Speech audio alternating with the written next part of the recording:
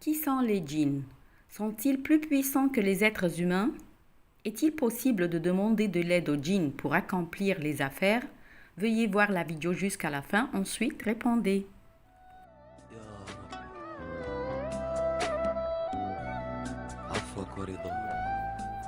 Les djinns sont des créatures dans notre monde. Le monde des djinns est un monde confirmé par la sourate al-Djinn, ce que nous ne pouvons pas nier. C'est l'une des créatures d'Allah glorifiée et exaltée soit-il, qu'il a créée pour l'adorer et lui obéir.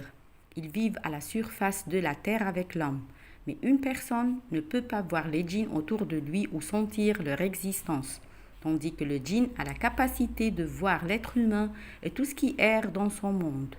Ce sont des créatures de feu, parmi lesquelles des musulmans et certains sont des incroyants. Allah Tout-Puissant dit dans Sourate Ad-Dhariyat, verset 56, au nom d'Allah le tout miséricordieux, le très miséricordieux, je n'ai créé les djinns et les hommes que pour qu'ils m'adorent. Et notre noble messager Mohammed, qu'Allah le bénisse et lui accorde la paix, a été envoyé aux humains et aux djinns pour les guider.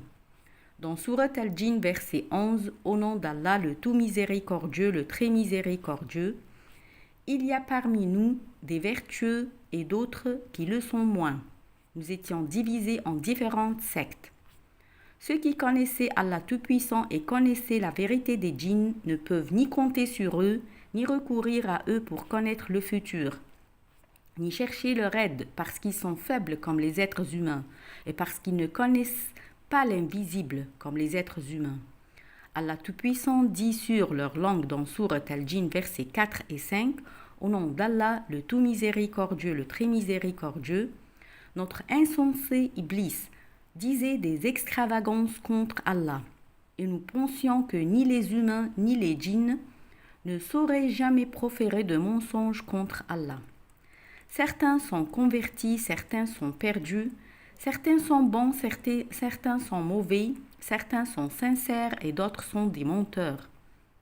Ils sont prêts à être conscients du Saint-Coran en écoutant et en comprenant, et ils sont tenus responsables comme les êtres humains. Allah, gloire à lui, dit dans Sourate Al-Djinn, verset 13, au nom d'Allah le tout miséricordieux, le très miséricordieux, et lorsque nous avons entendu le guide, le Coran, nous y avons cru. Et quiconque croit en son Seigneur ne craint alors ni diminution de récompense ni oppression. Ces djinns ne profiteront pas aux humains s'ils demandent de l'aide à eux pour quoi que ce soit. La personne qui tente de recourir aux djinns, celle-là n'est qu'une tentative échouée.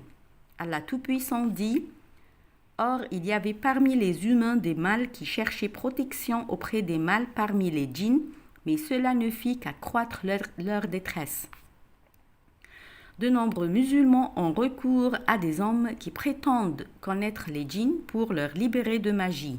Ces gens se perdent de plus en plus.